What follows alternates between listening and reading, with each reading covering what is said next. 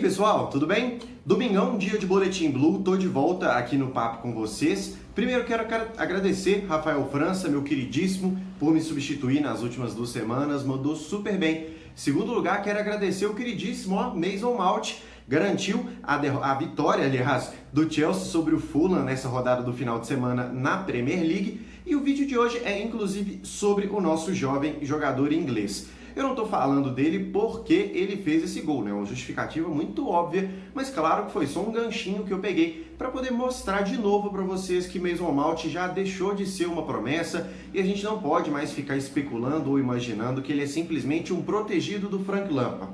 Lembrando, inclusive, que eu fiz um vídeo já aqui no Boletim Blue há algumas semanas, até meses, é um vídeo até mais antigo, questionando sobre o Mason Mount ser um protegido do Lampard ou ele de fato estava merecendo as chances que ele tinha. Naquele vídeo eu falei um pouquinho da história do Mount, desde a época de base do Chelsea, onde ele era um capitão e multicampeão, até as comparações com o Lampard, a parceria que eles fizeram no Derby County e tudo mais.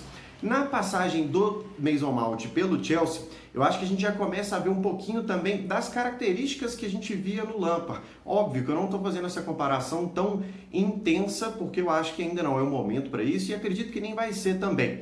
Mas o que eu quero dizer com isso? A liderança que Frank Lampard tinha no meio de campo quando jogava no Chelsea é, de certa forma, semelhante à liderança que Mason Mount, na minha opinião, consegue imprimir no meio campo hoje em dia. Por que eu estou falando isso? Geralmente, o Chelsea, desde a temporada passada, jogava ali com 2 ou 3 caras na primeira linha depois da zaga, né? Podia ser ali Kanté, Jorginho, o Barkley, que está emprestado lá no Aston Villa, o Kovacic, e aí nisso entrava o Mason Mount, ainda garoto, primeira temporada de Chelsea, não sei o que, tudo mais.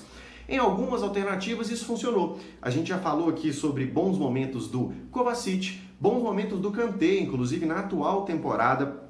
O Barkley nem tanto, né? Tanto que ele foi emprestado e tudo mais.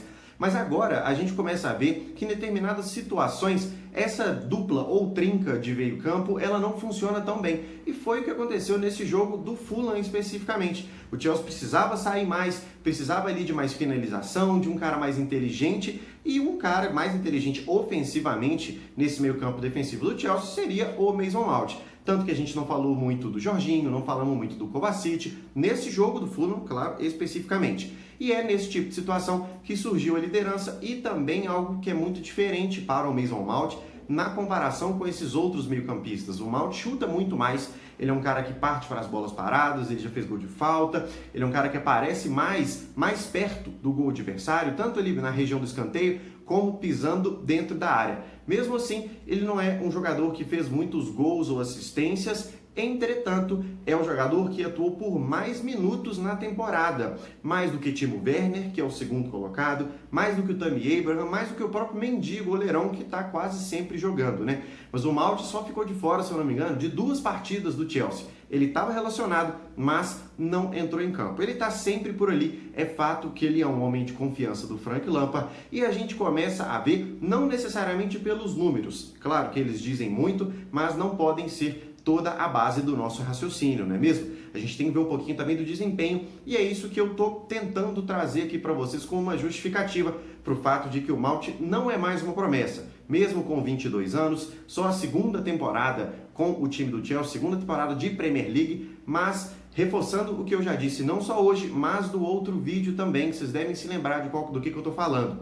Ele é um cara que assume responsabilidades, ele, Mason Mount, e pela idade que ele está, para poder assumir tais responsabilidades, acho que o desempenho está sendo muito satisfatório. O Chelsea hoje, apesar de estar ali no meio de tabela, quase na 7ª colocação, está ali a 5 pontos do G4, ainda tem uma sequência um pouco dura até esse fim de mês de janeiro, são jogos em meio de semana e final de semana, mas justamente para essas situações, a rotatividade do meio-campo vai ser importante. Quando o Lampard não quiser utilizar os 3 jogadores ali na volância, pode colocar um Mount mais à frente. Lembrando que características até um pouco parecidas tem o Havertz, que está ali brigando ainda pelo espaço dele. E quando o Lampard quiser dar uma variada ainda desse sistema, pode jogar com 2 jogadores na frente da zaga. São algumas opções, mas que é importante a gente ter jogadores em alto nível e sempre num bom desempenho, né? Uma regularidade, mesmo que não seja titular absoluto.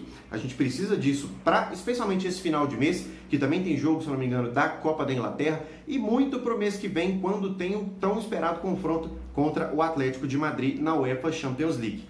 Claro que a gente ainda vai falar um pouquinho mais sobre isso nas próximas semanas e, claro, quero que você acompanhe todas as redes sociais daqui do Chelsea Brasil. Essa semana tem Bluecast, tá? Vou estar lá com o Rafael França, com o Thiago Santos, vai ter muita falazada gostosa. Essa semana vai estar disponível para vocês. Acompanhe também aqui o nosso canal no YouTube. Não se esqueça, tá? Se inscreve, ativa o sininho, dá o like se você curtiu e comenta o que você achou desse vídeo, o que você acha do nosso trabalho aqui. Claro que a gente vai sempre conversando sobre isso para melhorar o nosso trabalho e as nossas informações sobre o Chelsea. Eu volto a falar com vocês domingo que vem na próxima edição do Boletim Blue. Enquanto isso, muito obrigado e até a próxima, pessoal. Até lá!